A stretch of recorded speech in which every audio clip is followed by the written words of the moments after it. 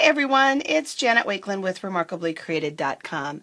In today's One Take Wonder video, I want to share with you an exclusive project that I featured in my monthly Paper Pumpkin class that I offer for my Paper Pumpkin subscribers. It's a really sweet little envelope, and if you have an A2 envelope on hand, you may want to pause the video, grab that and a trimming tool, and then restart the video so that you can make it along with me. If you're familiar with, if you're not familiar with Paper Pumpkin, it's this really fun red box that shows up in your mailbox once a month, although next month in November it will be a blue box just to shake things up, and is it so pretty. I mean, how fun is it just to get excited over packaging, but packaging I think is so pretty and important. But anyway, whether it's always red or occasionally blue like next month, it's a fun box that shows up that is not a bill, but provides at least 30 minutes of creativity.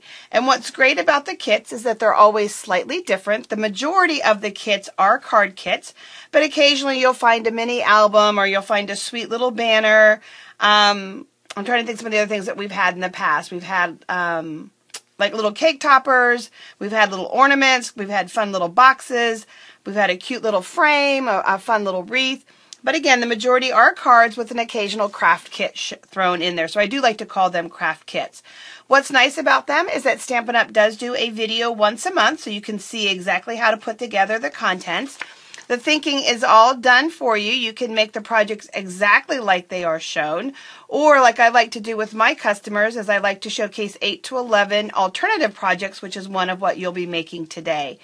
And so you've got all of the supplies. The other great benefit is all of the supplies are pre-cut, pre-scored, pre-die cut, ready for you to punch out.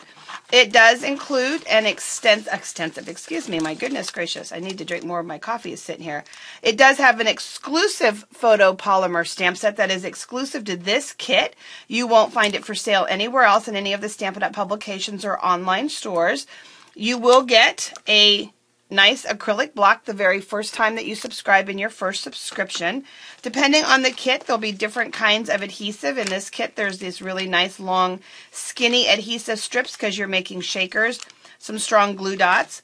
In addition, there is always 1 to 2 ink spots, and this is Stampin' Up's Classic Ink, which means that you can re-ink these great ink spots with the re-inkers found in the Stampin' Up's annual catalog. They are raised, making them really easy to use with the stamps, either by tapping on, or I like to hold the stamp in my hand and take the ink spot to the stamp. And then also they're very portable, which is great because I like to take the boxes with me when I travel, and I have an aging mom suffering from Alzheimer's. And I've been making many trips home to the West Coast to see and help my dad, and these are nice for me to take with me to work on at their place. I don't need a ton of extra supplies. I don't literally need a craft room here and a craft room there. So these little spots are portable and great for that. Depending on the projects, if it's cards, you'll have envelopes, which is what we'll be using. Of course, everything, again, is pre-cut, pre-scored for you. And then if there's any embellishments needed or required, they're also included. Oops, now we've got sequins everywhere, so you can see that. Now, while the majority of everything is in the kit, there are a few basic supplies that I like to encourage my customers to have on hand. A paper piercing tool is indispensable. So many things you can do with it. And a paper piercing mat. These do give a better quality image when you lay the image that you're trying to stamp the piece of paper and then stamp on this with photopolymer, so that's great for that. So your paper piercing tool. Bone folder just to reinforce the creases. I do like to have my Project Life marker for signing cards and things like that. Snips and assorted adhesive. So while the catalog does include, the project does include adhesives that they think are specific for the project the way it was intended, sometimes, of course, you want to go off-road and create your own thing. So snail, sticky strip, tear and tape, glue dots, dimensionals can all be great to have on hand. And then the last thing that I like to have on hand is a paper trimmer. So with just these minimal supplies and a kit, you have what you need to create what comes that month, or you can also then go off-road. A fun little tip for you is that the Paper Pumpkin boxes are just simply held together with creases, folds, and little slots, and so it's easy to reverse it inside out, which means that your basic supplies can be housed right inside of your Paper Pumpkin box, and you always have a toolkit ready to go. Oops, we could even put a couple of our ink blocks in there. And there's still plenty more room for lots more adhesive, anything else that you feel like you can't live without. And then you can label it. In addition, by turning your boxes inside out, you can label one ink spots and it becomes a storage spot for your ink spots. Or you can label one paper pumpkin stamps and it becomes a storage box for your stamps. And of course, it's this beautiful neutral craft just crying to be embellished and stamped. So what we're going to be working with is we're going to be working with our paper trimmer for our alternative project.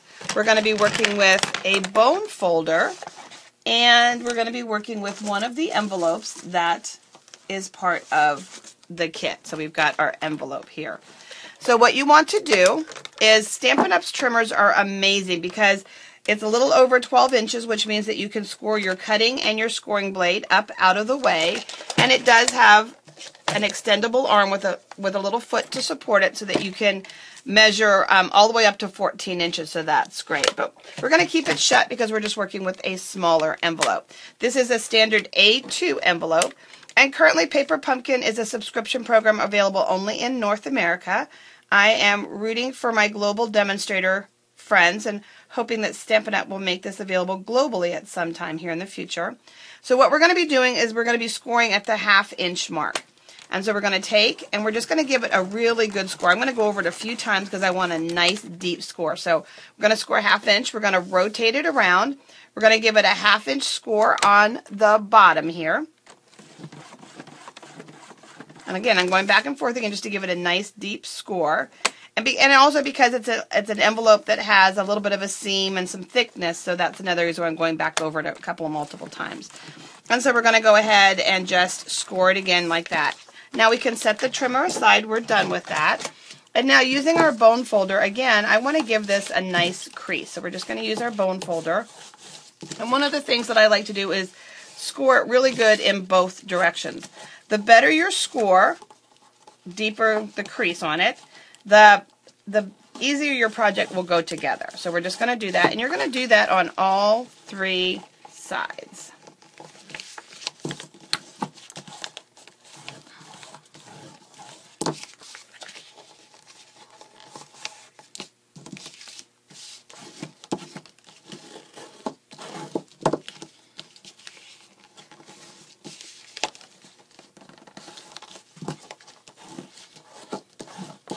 I love these envelopes. Look at that pretty inside. Isn't that fun?